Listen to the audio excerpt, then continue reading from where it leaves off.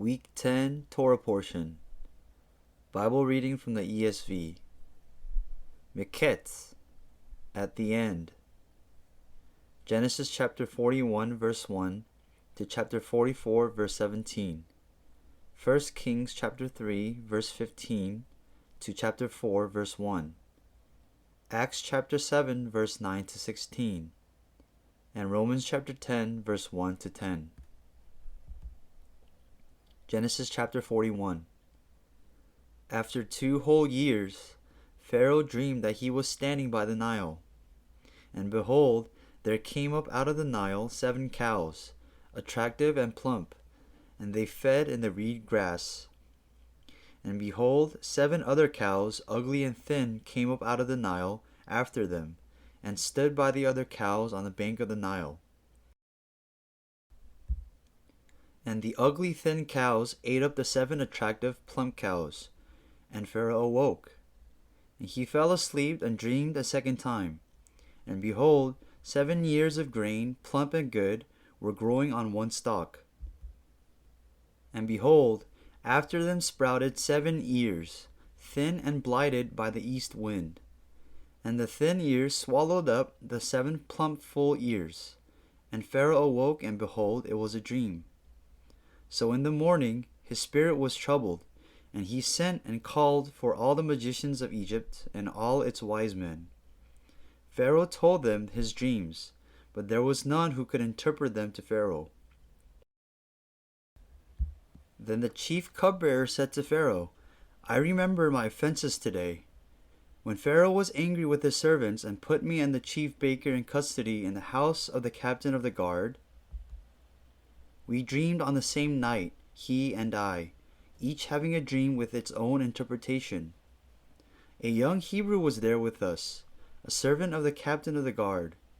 When we told him, he interpreted our dreams to us, giving an interpretation to each man according to his dream. And as he interpreted to us, so it came about. I was restored to my office, and the baker was hanged. Then Pharaoh sent and called Joseph, and they quickly brought him out of the pit. And when he had shaved himself and changed his clothes, he came in before Pharaoh. And Pharaoh said to Joseph, I have had a dream, and there is no one who can interpret it. I have heard it said of you that when you hear a dream, you can interpret it.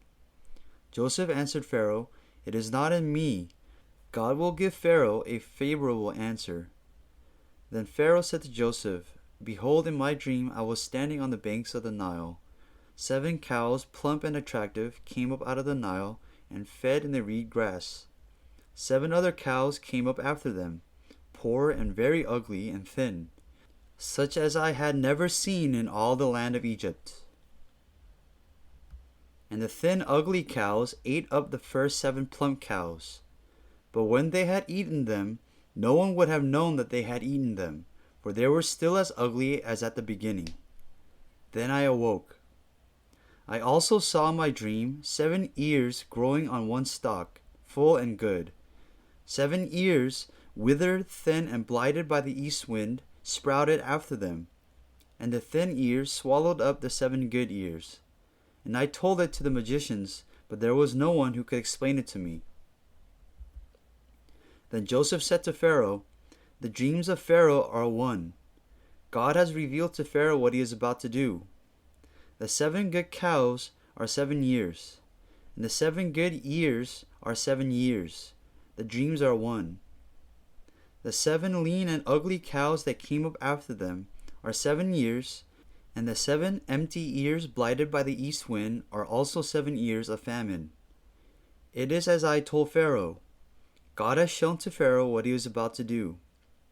There will come 7 years of great plenty throughout all the land of Egypt. But after them there will also arise 7 years of famine, and all the plenty will be forgotten in the land of Egypt. The famine will consume the land, and the plenty will be unknown in the land by reason of the famine that will follow, for it will be very severe.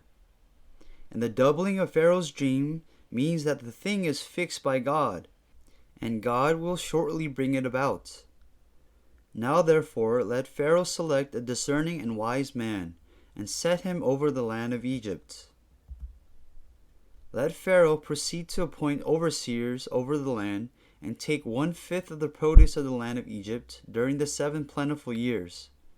And let them gather all the food of these good years that are coming, and store up grain under the authority of Pharaoh for food in the cities, and let them keep it. That food shall be a reserve for the land against the 7 years of famine that are to occur in the land of Egypt, so that the land may not perish through the famine. This proposal pleased Pharaoh and all his servants. And Pharaoh said to his servants, "Can we find a man like this, in whom is the Spirit of God?" Then Pharaoh said to Joseph, "Since God has shown you all this, there is none so discerning and wise as you are. You shall be over my house, and all my people shall order themselves as you command. Only as regards the throne will I be greater than you." And Pharaoh said to Joseph, "See, I have set you over all the land of Egypt." Then Pharaoh took his signet ring from his hand, and put it on Joseph's hand, and clothed him in garments of fine linen, and put a gold chain about his neck. And he made him ride in the 2nd chariot. And they called out before him, "Bow the knee." Thus he set him over all the land of Egypt. Moreover, Pharaoh said to Joseph, "I am Pharaoh, and without your consent no one shall lift up hand or foot in all the land of Egypt." And Pharaoh called Joseph's name Zaphnath-Paneah, and he gave in marriage Asenath, the daughter of Potiphera, priest of On. So Joseph went out over the land of Egypt. Joseph was 30 years old when he entered the service of Pharaoh, king of Egypt. And Joseph went out from the presence of Pharaoh, and went through all the land of Egypt. During the 7 plentiful years, the earth produced abundantly, and he gathered up all the food of these 7 years, which occurred in the land of Egypt, and put the food in the cities. He put in every city the food from the fields around it. And Joseph stored up grain in great abundance, like the sand of the sea, until he ceased to measure it, for it could not be measured. Before the year of famine came, 2 sons were born to Joseph. Asenath, the daughter of Potiphera, priest of On, bore them to him. Joseph called the name of the firstborn Manasseh, for, he said, "God has made me forget all my hardship and all my father's house." The name of the second he called Ephraim, for God has made me fruitful in the land of my affliction. The 7 years of plenty that occurred in the land of Egypt came to an end, and the 7 years of famine began to come, as Joseph had said. There was famine in all lands, but in all the land of Egypt there was bread. When all the land of Egypt was famished, the people cried to Pharaoh for bread. Pharaoh said to all the Egyptians, "Go to Joseph. What he says to you, do." So when the famine had spread over all the land, Joseph opened all the storehouses and sold to the Egyptians, for the famine was severe in the land of Egypt. Moreover, all the earth came to Egypt to Joseph to buy grain, because the famine was severe over all the earth. Genesis chapter 42. When Jacob learned that there was grain for sale in Egypt, he said to his sons, "Why do you look at one another?" And he said, "Behold, I have heard that there is grain for sale in Egypt. Go down and buy grain for us there, that we may live and not die." So 10 of Joseph's brothers went down to buy grain in Egypt. But Jacob did not send Benjamin, Joseph's brother, with his brothers, for he feared that harm might happen to him. Thus the sons of Israel came to buy among the others who came, for the famine was in the land of Canaan. Now Joseph was governor over the land. He was the one who sold to all the people of the land. And Joseph's brothers came and bowed themselves before him with their faces to the ground.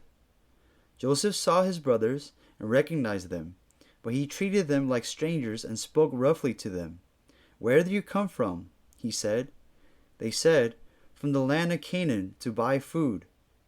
And Joseph recognized his brothers, but they did not recognize him. And Joseph remembered the dreams that he had dreamed of them. And he said to them, "You are spies. you have come to see the nakedness of the land. They said to him, No, my lord, your servants have come to buy food. We are all sons of one man. We are honest men. Your servants have never been spies. He said to them, No, it is the nakedness of the land that ye have come to see. And they said, We, your servants, are 12 brothers, the sons of one man in the land of Canaan. Behold, the youngest is this day with our father, and one is no more. But Joseph said to them, It is as I said to you, you are spies. By this you shall be tested. By the life of Pharaoh, you shall not go from this place unless your youngest brother comes here.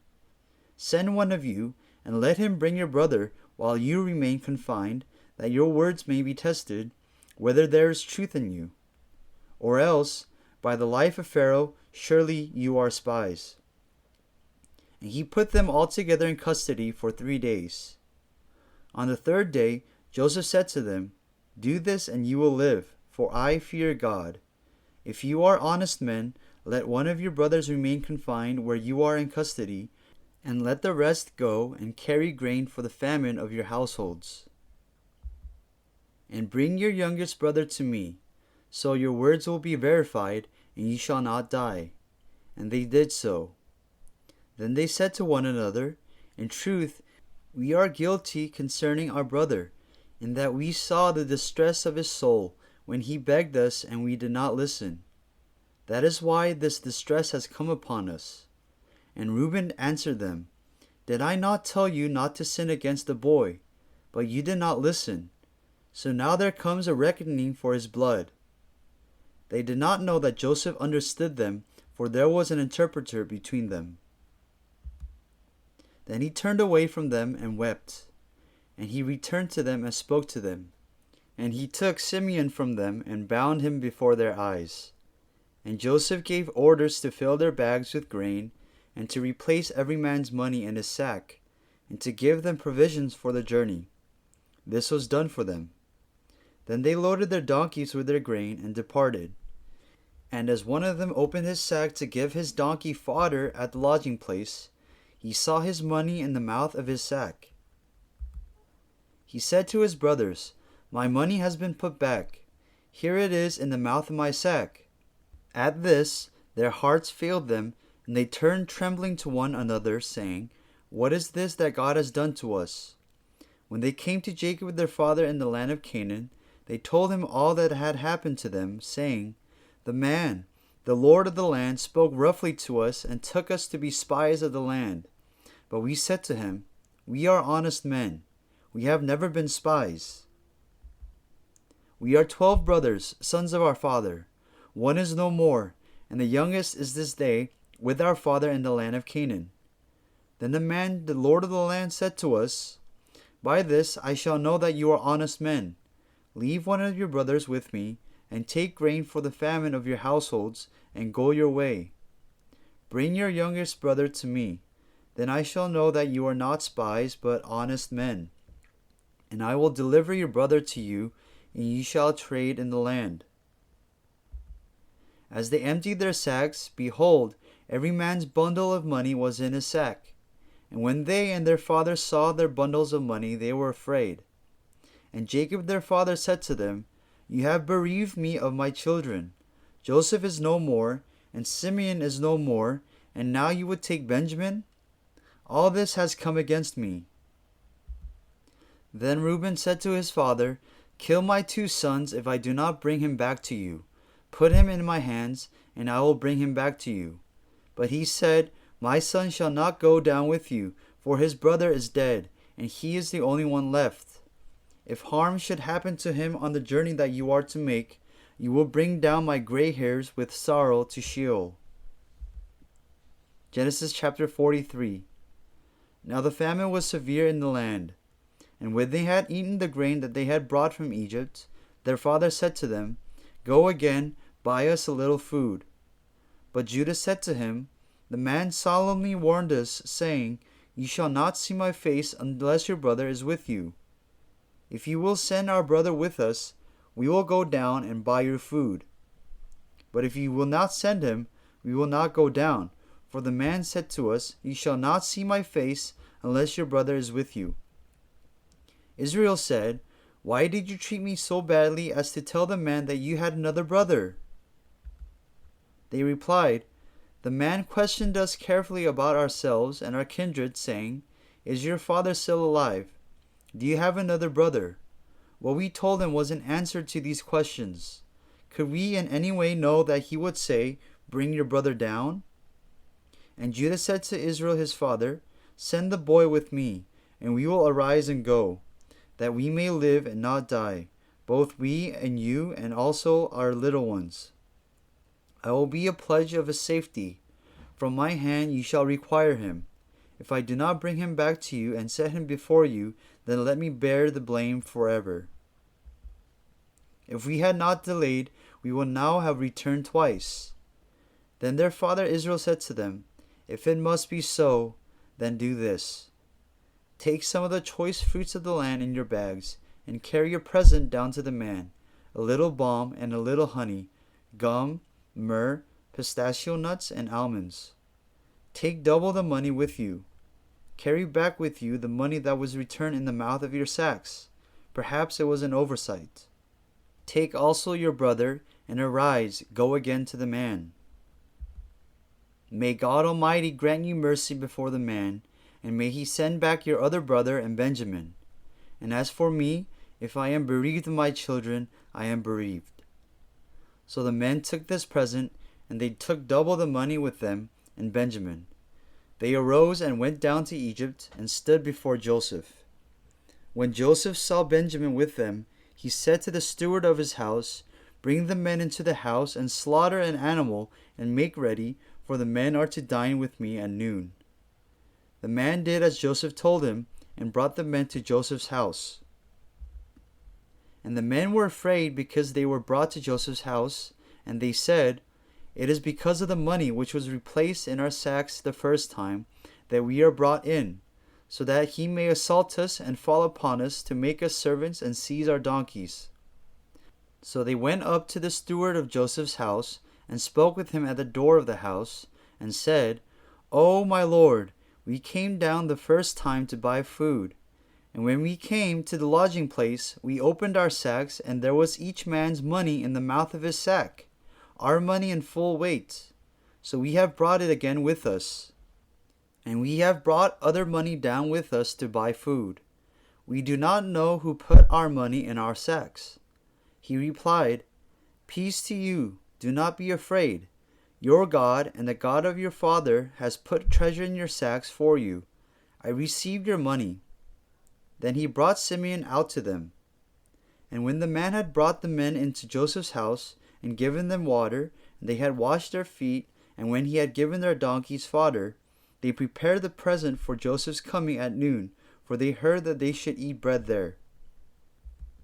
When Joseph came home, they brought into the house to him the present that they had with them, and bowed down to him to the ground. And he inquired about their welfare, and said, Is your father well? The old man of whom you spoke, is he still alive? They said, Your servant, our father, is well. He is still alive. And they bowed their heads and prostrated themselves. And he lifted up his eyes, and saw his brother Benjamin, his mother's son, and said, Is this your youngest brother of whom you spoke to me? God be gracious to you, my son. Then Joseph hurried out, for his compassion grew warm for his brother, and he sought a place to weep. And he entered his chamber and wept there. Then he washed his face and came out, and controlling himself, he said, Serve the food. They served him by himself, and them by themselves, and the Egyptians who ate with him by themselves, because the Egyptians could not eat with the Hebrews, for that is an abomination to the Egyptians. And they sat before him, the firstborn according to his birthright, and the youngest according to his youth. And the men looked at one another in amazement. Portions were taken to them from Joseph's table, but Benjamin's portion was 5 times as much as any of theirs. And they drank and were merry with him. Genesis chapter 44, verse 1 to 17. Then he commanded the steward of his house, "Fill the men's sacks with food, as much as they can carry, and put each man's money in the mouth of his sack. And put my cup, the silver cup, in the mouth of the sack of the youngest, with his money for the grain." And he did as Joseph told him. As soon as the morning was light, the men were sent away with their donkeys. They had gone only a short distance from the city. Now Joseph said to his steward, "Up, follow after the men, and when you overtake them, say to them, 'Why have you repaid evil for good? Is it not from this that my Lord drinks, and by this that he practices divination? You have done evil in doing this.'" When he overtook them, he spoke to them these words. They said to him, "Why does my Lord speak such words as these? Far be it from your servants to do such a thing. Behold, the money that we found in the mouths of our sacks we brought back to you from the land of Canaan. How then could we steal silver or gold from your Lord's house? Whichever of your servants is found with this shall die, and we also will be my Lord's servants." He said, "Let it be as you say. He who is found with it shall be my servant, and the rest of you shall be innocent." Then each man quickly lowered his sack to the ground, and each man opened his sack. And he searched, beginning with the eldest and ending with the youngest. And the cup was found in Benjamin's sack. Then they tore their clothes, and every man loaded his donkey, and they returned to the city. When Judah and his brothers came to Joseph's house, he was still there. They fell before him to the ground.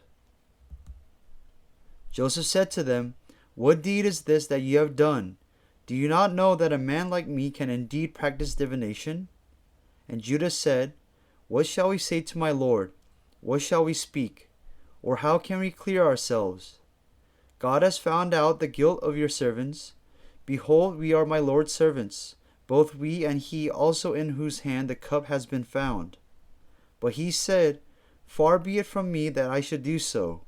Only the man in whose hand the cup was found shall be my servant. But as for you, go up in peace to your father." 1 Kings chapter 3 verse 15 to chapter 4 verse 1. And Solomon awoke, and behold, it was a dream.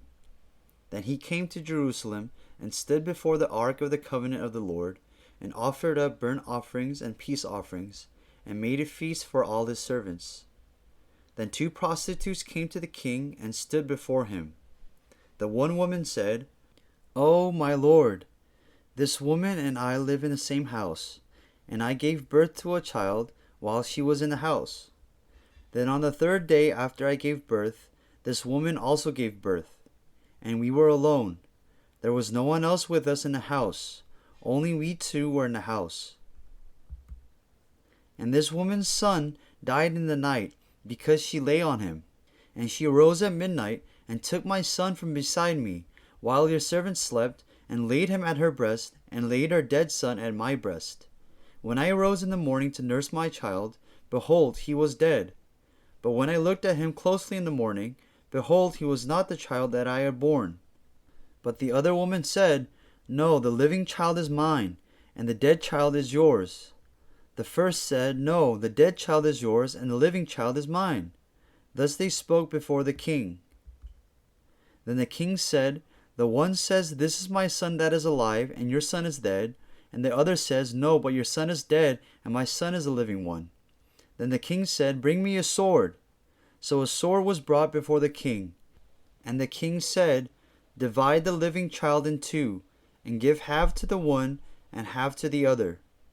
Then the woman whose son was alive said to the king, because her heart yearned for her son, "Oh, my lord, give her the living child, and by no means put him to death." But the other said, "He shall be neither mine nor yours. Divide him." Then the king answered and said, "Give the living child to the first woman, and by no means put him to death. She is his mother." And all Israel heard of the judgment that the king had rendered. And they stood in awe of the king, because they perceived that the wisdom of God was in him to do justice. 1 Kings chapter 4 verse 1. King Solomon was king over all Israel. Acts chapter 7 verse 9 to 16. And the patriarchs, jealous of Joseph, sold him into Egypt.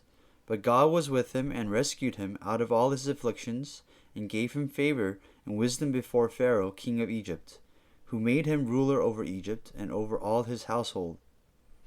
Now there came a famine throughout all Egypt and Canaan, and great affliction, and our fathers could find no food. But when Jacob heard that there was grain in Egypt, he sent out our fathers on their first visit. And on the second visit, Joseph made himself known to his brothers, and Joseph's family became known to Pharaoh. And Joseph sent and summoned Jacob his father and all his kindred, 75 persons in all. And Jacob went down into Egypt, and he died, he and our fathers.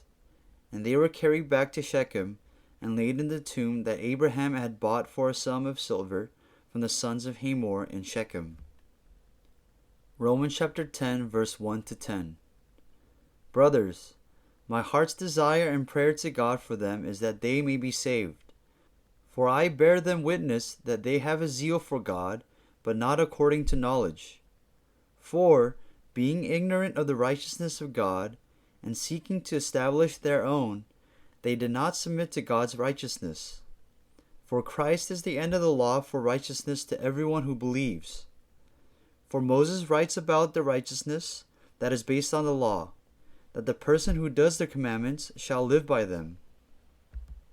But the righteousness based on faith says, do not say in your heart, who will ascend into heaven? That is, to bring Christ down. Or, who will descend into the abyss? That is, to bring Christ up from the dead. But what does it say? The word is near you, in your mouth and in your heart. That is, the word of faith that we proclaim. Because if you confess with your mouth that Jesus is Lord, and believe in your heart that God raised him from the dead, you will be saved. For with the heart one believes and is justified, and with the mouth one confesses and is saved.